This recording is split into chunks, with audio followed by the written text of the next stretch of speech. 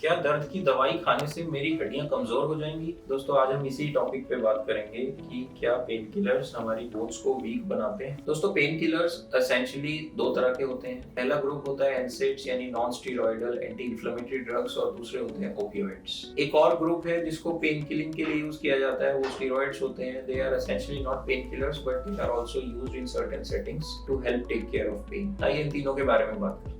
दरअसल अगर हम इसकी निटिग्रिटी में जाएं तो पोटेंशियली सारे पेन किलर्स हमारी बोन्स को अफेक्ट कर सकते हैं, बट ऐसा शॉर्ट टर्म यूज में करने से नहीं होता है। कुछ दिन या कुछ हफ्ते पेन किलर खाने से हमारी बोन्स इतनी जल्दी इफेक्ट नहीं होती है, लेकिन हाँ क्रॉनिक और लॉन्ग टर्म अनसुपरवाइज्ड यूज करने से हमारी बोन्स में कुछ चेंजेस आ सकते हैं, जिससे कि बोन डिजेनरेट कर सकती है या फ्रैक्चर का रिस्क भी बढ़ सकता है। अगर मैं एनसेड्स की बात करूं तो एनसेड्स दरअसल हमारे कुछ ऐसे एंजाइम्स को ट्वीक करते हैं जिससे कि हमारा पेन कम होता है, बट वही एंजाइम्स, वही केमिकल मार्कर्स दरअसल हमारी बोन मेटाबॉलिज्म को भी कंट्रोल करते हैं। तो जब ये एनसेड ग्रुप ऑफ ड्रग्स हमारे पेन को कम करने के लिए उन केमिकल एंजाइम्स को चेंज करते हैं तो उससे हमारा बोन टर्नओवर भी कम हो जाता है, जिसकी वजह से हमारा फ्रैक्चर रिस्क एक्चुअली इंक्रीज हो सकता है। एक और चीज जो देखी गई है वो ये कि जब हम एनसेड्स बोन प्रोटेक्टिव मेडिसिन के साथ लेते हैं तो वो उनके साथ इंटरेक्ट करके बोन प्रोटेक्टिव मेडिसिन जैसे बिस्फॉस्फोनेट्स हैं उनकी एफिशिएंसी को भी कम करते हैं। इसके अलावा एक नॉर्मल इंसान की बोन हीलिंग के लिए जिन एंजाइम्स की या जिन केमिकल सब्सटेंसेस की जरूरत है, एनसेड्स दरअसल उनको भी डाउन रेगुलेट करते हैं, जिससे कि बोन हीलिंग भी स्लो हो सकती है। तो यहाँ एक की बड़ा ही इंटरेस्टिंग फैक्ट है दोस्तों कि अगर हमें फ्रैक्चर होता है तो जाहिर सी बात है हमें दर्द होता है, और दर्द के लिए जब हम पेन किलर्स लेते हैं तो उससे दरअसल हमारे फ्रैक्चर हीलिंग स्लो हो सकती है। बट ऐसा शॉर्ट टर्म और कंट्रोल डोजेज लेने से नहीं होता है। Only if you use it for a very long time, that too without supervision, तो ऐसा हो सकता है। अगर मैं ओपियोइड ग्रुप ऑफ ड्रग्स की बात करूं तो दरअसल ओपियोइड्स जो बोन टर्नओवर को अफेक्ट करते हैं, that is because they can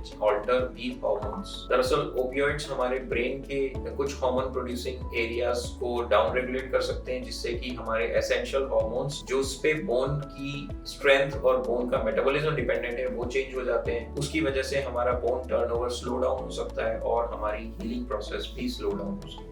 steroids दरअसल एक बहुत ही पोटेंट ग्रुप ऑफ एंटी इंफ्लेमेटरीज हैं। अगर मैं केमिकल फार्मूला की बात करूं तो लगभग ये ओपियोइड्स का एक सब ग्रुप है। They are very strong anti inflammatories and hence are also used as pain killers in instances. But steroids के डायरेक्ट और इनडायरेक्ट कई सारे तरह के नुकसान वाले फीचर्स होते हैं जो ये बोन्स को अफेक्ट कर सकते हैं। Again, supervised steroid therapy for a short duration does not cause problems, but if unsupervised and for very long time, तो steroid से avascular necrosis या bone death भी हो सकती है। दोस्तों दरअसल इस पूरे वीडियो के जरिए मैं आपको ये बताना चाहता हूँ कि there is no medicine which is without side effects and medicines should be used under supervision, जिसमें कि जो इंसान आपको medicines prescribe कर रहा है वो रिस्क और बेनिफिट रेशियो को अच्छे से समझे and he can help you, he can guide you through as to what is okay or optimum for you and what is dangerous. So do not take these painkillers unsupervised on your own whims and fancies, and do not overuse them or abuse them just because you don't want to or you don't have an access to